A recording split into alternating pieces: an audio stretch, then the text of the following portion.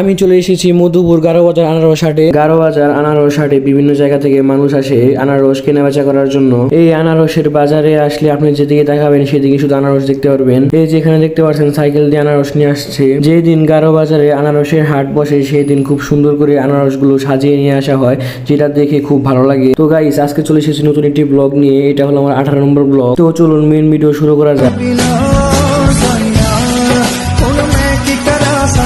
তো hello guys, আসসালামু আলাইকুম, welcome to my YouTube channel and Facebook page. আশা করি আপনারা সকলে ভালো আছেন, আল্লাহর রহমতে এবং আপনাদের দোয়ায় আমিও খুব ভালো আছি। তো গাইস, আজকে আমি যাচ্ছি মধুপুর গারোবাজার আনারস হাটে।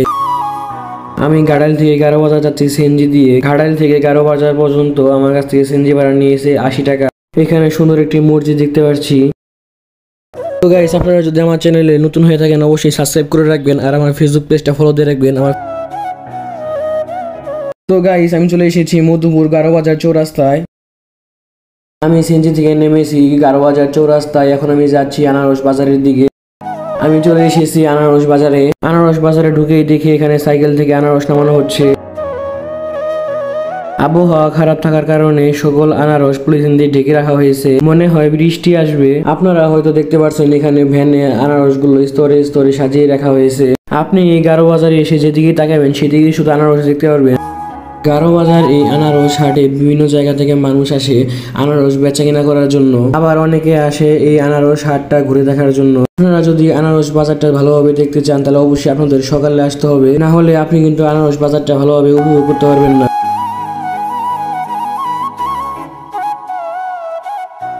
এখানকার সকল আনারস 11টার মধ্যেই বেচা কেনা হয়ে যায়। এরপর হাট ভেঙে যায়। হাট ভেঙে যাওয়ার পরে যদি আপনি আসেন তাহলে কিন্তু জায়গাটা ভালোভাবে উপভোগ করতে পারবেন না। তাই আপনারা অবশ্যই চেষ্টা করবেন এই গারোবাজার আনারস বাজারে সকাল সকাল আসার জন্য। বৃষ্টি শুরু হয়ে গেছে, তার জন্য আমি একটা দোকানের নিচে বসে আছি। এখানে দেখতে পাচ্ছি আনারসের দরদাম চলছে। এখানে বৃষ্টির মধ্যেই তারা আনারস নামাচ্ছে।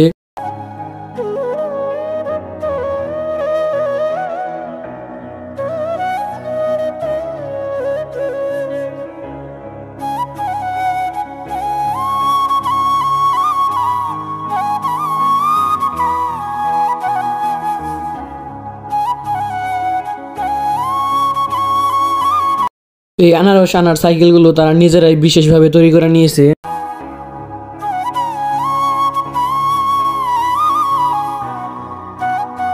এখন বৃষ্টি কমেছে তাই দোকান থেকে বেরিয়ে এলাম। গারোবাজার আনারস হাটের সঠিক ইতিহাস জানতে হলে মধুপুর অঞ্চলের আনারস চাষের ইতিহাসের দিকে তাকাতে হবে। মধুপুরে গারো সম্প্রদায়ের হাত ধরে এই অঞ্চল আনারস চাষ করা শুরু করে। ধীরে ধীরে গারোবাজার একটি গুরুত্বপূর্ণ আনারস হাটে পরিণত হয়। 1942 সালে মধুপুরের ইদিলপুর গ্রামের গারো সম্প্রদায়ের মিজি দয়াময়ী সাংমা প্রথম আনারস চাষ শুরু করেন। তিনি ভারতের মেঘালয় থেকে কিছু চারা এনেছিলেন। এই কিছু চারা থেকে ধীরে ধীরে গারো সম্প্রদায়ের অন্যান্যরাও আনারস চাষে আগ্রহী হন এবং আনারস চাষ এই অঞ্চলে জনপ্রিয় হয়ে ওঠে। আনারস চাষের প্রসার ঘটার সাথে সাথে গারোবাজার একটি গুরুত্বপূর্ণ স্থানে পরিণত হয়, যেখানে স্থানীয়ভাবে উৎপাদিত আনারস বেচাকেনা শুরু হয়। এখানকার আনারস বিক্রেতারা খুব সুন্দর করে আনারসগুলো সাজিয়ে আনে। কেউ আনে ভ্যানে, কেউ আনে সাইকেলে। ভ্যানের চেয়ে সাইকেলে বেশি সুন্দর করে আনারস সাজিয়ে আনে। এখানকার আনারস বিক্রেতারা যে সাইকেল দিয়ে আনারস নিয়ে আসে বাজারে, এই সাইকেলটা তারা নিজেরাই বিশেষভাবে তৈরি করে নিয়ে। গারোবাজার আনারস হাট টাঙ্গাইল জেলার মধুপুর উপজেলায় অবস্থিত একটি প্রসিদ্ধ ফলের হাট।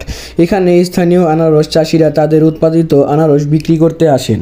পাইকার ও খুচরা বিক্রেতারা এসে এখান থেকে আনারস কিনে নিয়ে যান। এই হাটটি মধুপুরের আনারস ব্যবসার একটি গুরুত্বপূর্ণ কেন্দ্র। সাধারণত এখানে মধুপুরের বিখ্যাত আনারসগুলোই বেচাকেনা করা হয়। স্থানীয় আনারস চাষিরা সরাসরি তাদের উৎপাদিত আনারস নিয়ে আসেন এবং পাইকার, খুচরা বিক্রেতা এবং সাধারণ ক্রেতারা এই হাটে আসেন আনারস কিনতে এবং দেখতে। গারোবাজার আনারস হাট মধুপুরের আনারস ব্যবসার একটি গুরুত্বপূর্ণ কেন্দ্র। মধুপুরে আনারসের সুনাম রয়েছে এবং গারোবাজারের হাট সেই সুনাম অক্ষুণ্ণ রাখতে সহায়তা করে। স্থানীয় অর্থনীতিতেও এই হাটটি বেশ গুরুত্বপূর্ণ ভূমিকা রাখে।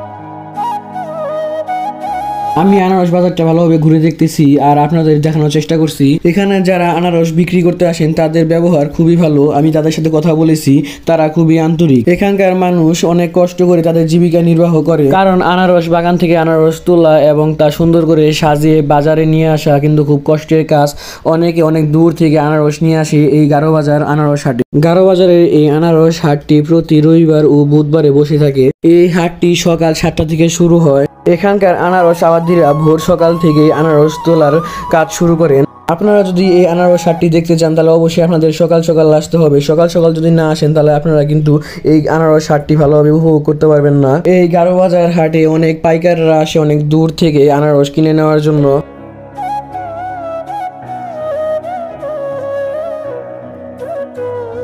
আপনি এখানে যেদিকে তাকাবেন সেদিকেই শুধু আনারস দেখতে পারবেন।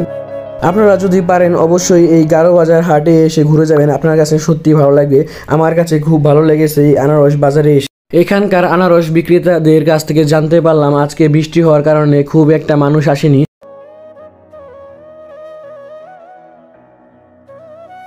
এখানে আপনি যাদের দেখতে পাচ্ছেন আনারস নিয়ে দাঁড়িয়ে আছে তারা কিন্তু সকলেই আনারস আবাদ করেন এবং নিজেদের ক্ষেত থেকে তারা আনারস তুলে আনে এই বাজারে বিক্রি করার জন্য।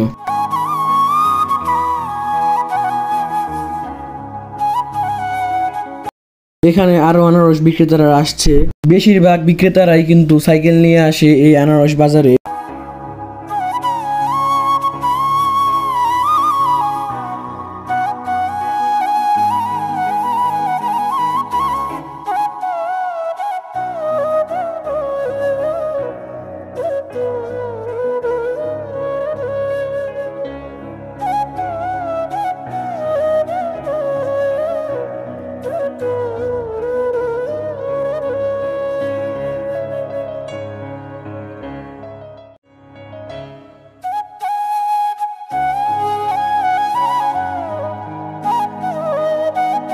এই যে এখানে সাইকেল থেকে আনারস নামানো হচ্ছে। এখানে যে সকল পাইকাররা আনারস কিনতে আসে তারা এক জায়গায় আনারস কিনে জড়ো করে এবং তারা এই আনারস পরবর্তীতে ট্রাকে তুলে বিভিন্ন জায়গায় পৌঁছে দেয়। সামনে একটি মাদ্রাসা রয়েছে। সুনামগঞ্জ দ্বিমুখী দাখিল মাদ্রাসা মধুপুর টাঙ্গাইল এবং সুনামগঞ্জ সরকারি প্রাথমিক বিদ্যালয় মধুপুর টাঙ্গাইল। আপনারা হয়তো এখানে দেখতে পাচ্ছেন ট্রাকে আনারস লোড করা হচ্ছে। এই আনারসই কিন্তু দেশের বিভিন্ন প্রান্তে চলে যায়।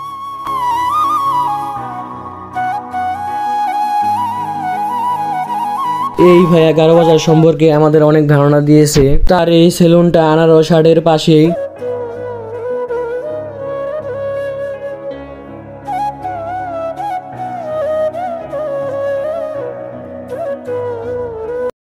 এই চাচার আনারসগুলো বেশ বড় বড়।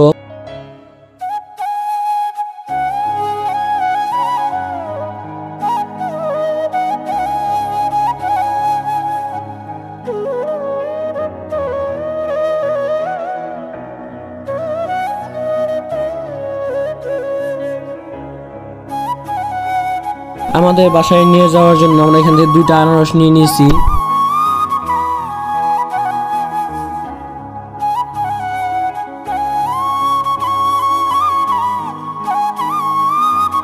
আনারস দুটো কিন্তু বেশ বড় বড়। তো গাইস আজকের ভিডিওটা এই পর্যন্তই। আপনাদের যদি আমার এই ভিডিওটা ভালো লাগে অবশ্যই একটি লাইক করবেন আর একটি কমেন্ট করবেন। আর আপনারা যদি কখনো পারেন অবশ্যই এই মধুপুর গারো বাজারে এসে ঘুরে যাবেন। সবাই ভালো থাকবেন, আল্লাহ হাফেজ।